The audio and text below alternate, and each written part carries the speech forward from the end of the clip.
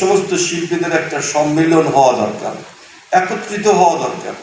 যেমন হাদি ভাই আজকে এসছেন, আমাদের বাংলাদেশের যত বরেণ্য শিল্পীরা আছেন, সেটা সঙ্গীতে হোক, সেটা কবিতায় হোক, সেটা নাটকে হোক, সেটা চিত্রাঙ্কনে হোক, সেটা যন্ত্রশিল্পী হোক, আমাদের সকলের না একদিন এক জায়গায় হওয়া দরকার। আমি আজকেই দুপুরে ওনাকে বলেছি যে আপনি একটা প্রোগ্রাম নেন, যাতে আমাদের সমস্ত এই সংস্কৃতির সঙ্গে যারা জড়িত, আমরা একদিন এইখানে সব এক জায়গায় হই, একত্রিত হই, যে না আমাদের সংস্কৃতি সেবীরাও কিন্তু একটা শক্তি, আমরাও একটা শক্তি যেটা সমাজের চিন্তা, মনন, ভাবনা গঠন করে। এরকম একটা শক্তি নিয়ে আমরা দাঁড়াই।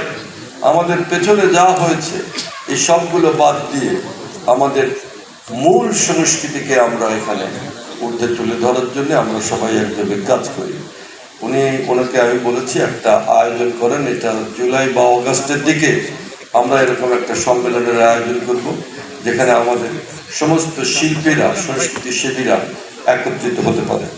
আরেকটা বিষয় হচ্ছে যে আজকে জনাব সৈয়দ আব্দুল হাদি আমাদের পূজনীয় ব্যক্তি, তাকে আমরা সম্মাননা দিচ্ছি, কিন্তু মন্ত্রণালয় থেকে আমরা ভাবছি যে যেমন ধরেন বিভিন্ন পদক দেওয়া হচ্ছে, এই পদকগুলো আমরা আমাদের মন্ত্রণালয় থেকেও পদক দিতে পারি।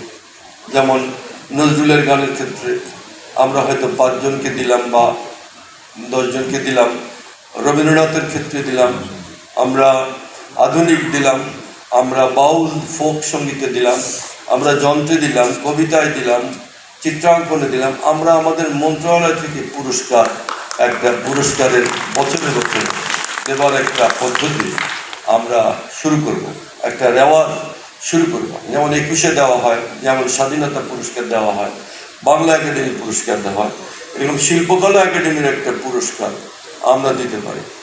এটা আমরা আশা করি শুরু করব। আরেকটা জিনিস হচ্ছে যে আমাদের শিল্পীরা খুব দণ্ড দশার মধ্যে থাকেন। মাননীয় প্রধানমন্ত্রী আমাকে কয়েকবার বলেছেন যে শিল্পীদেরকে একটা আয়বর্ধক কর্মসূচির মধ্যে আনা যায় কিনা, যাতে শিল্পীরাও বেঁচে থাকতে পারে। শিল্পীরাও আমাদের ধরেন যে বড় বড় শিল্পী বাদে গ্রামগঞ্জে যারা আছে খুবই মানবেতর জীবনযাপন করে।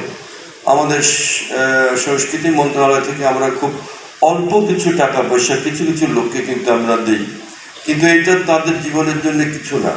সুতরাং তাদেরকেও কীভাবে একটা আয়বর্ধক কর্মসূচির মধ্যে অন্তর্ভুক্ত করা যায়, সেটাও কিন্তু আজকে আমাদের ভেবে দেখতে হবে। আমার শেষ কথা, আমাদের মাননীয় প্রধানমন্ত্রী কয়েকদিন আগে ঘোষণা করেছেন নজরুল বর্ষ, আপনারা জেনে থাকতে পারেন। আমাদের কবি নজরুলের জন্মদিন ছিল 25শে মে। 25শে মেতে মাননীয় প্রধানমন্ত্রী গিয়েছিলেন ত্রিশাল, ময়মনসিংহে, যেখানে নজরুল স্মৃতি বিজড়িত এলাকা। সেখানে তিনি ঘোষণা করেছেন নজরুল বর্ষ হিসাবে পালনের জন্য। তো নজরুলের যে গান, নজরুলের যে কবিতা, নাটক, সমস্ত কিছু নিয়ে আমরা গোটা বছর ব্যাপী একটা কর্মসূচি নিচ্ছি আমাদের মাননীয় প্রধানমন্ত্রীর নির্দেশ মতে, এবং সে মধ্যে আমরা কিন্তু অনেক বড় কর্মসূচি সাজিয়েছি। আমাদের শিল্পকলা দিদি স্যারকেও আমি আজকেও বলেছি যে এটাও বর্ষব্যাপী শিল্পকলা একাডেমির পক্ষ থেকে কিন্তু অনেকগুলো কর্মসূচি আমাদের থাকা দরকার। এভাবেই আমরা কিন্তু সামনের দিকে এগিয়ে যেতে চাই, সমস্ত দ্বিধাদ্বন্দ্ব ভুলে, সমস্ত নানা ধরনের প্রবণতার বিরুদ্ধে দাঁড়িয়ে আজকে আমাদের সংস্কৃতিকে রক্ষা করার জন্য, আজকে যে ধরনের মৌলবাদের আস্ফালন আমরা পাই, তার থেকে বাংলাদেশের সংস্কৃতিকে রক্ষা করার জন্যে আমি অনুরোধ জানাবো আমাদের সরকার যেরকম আন্তরিক, আপনারা যারা আছেন আপনারা সকলে মিলে সরকারের সঙ্গে থাকবেন, যাতে আমরা সবাই মিলে আমাদের এই দেশে একটা চমৎকার, সুস্থ, সাবলীল সংস্কৃতি এবং চমৎকার একটা ভাব মানুষ গড়ে তোলার জন্য একটা সুস্থ সংস্কৃতি আমরা সকলে মিলে গড়ে তুলতে পারি, সেই আশাবাদ কামনা করি। এবং আমি আজকে আমাদের যাকে ঘিরে অনুষ্ঠান, তার দীর্ঘ জীবন তিনি যেভাবে কাটিয়েছেন, আর সঙ্গীত প্রেমে তিনি তার গোটা জীবন কাটিয়েছেন, তার অসংখ্য গান আমাদেরকে তাড়িত করেছে, অনুপ্রাণিত করেছে, আমাদেরকে আবেগে আপ্লুত করেছে। তার সেই সমস্ত কালজয়ী গান আমাদের বাংলাদেশে চিরভাস্বর হয়ে থাকবে। বহুকাল বাংলাদেশের মানুষ পথের প্রান্তরে, রাতের অন্ধকারে অথবা খরা দুপুরবেলায় কোনো মাঠের প্রান্তে বসে আমাদের দেশের মানুষ বহুকাল গাইবে, এ আমার বিশ্বাস।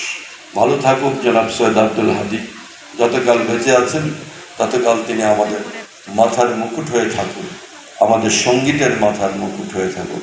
এই আশাবাদ ব্যক্ত করে আমি আপনাদের সবাইকে ধন্যবাদ দিয়ে আমার বক্তব্য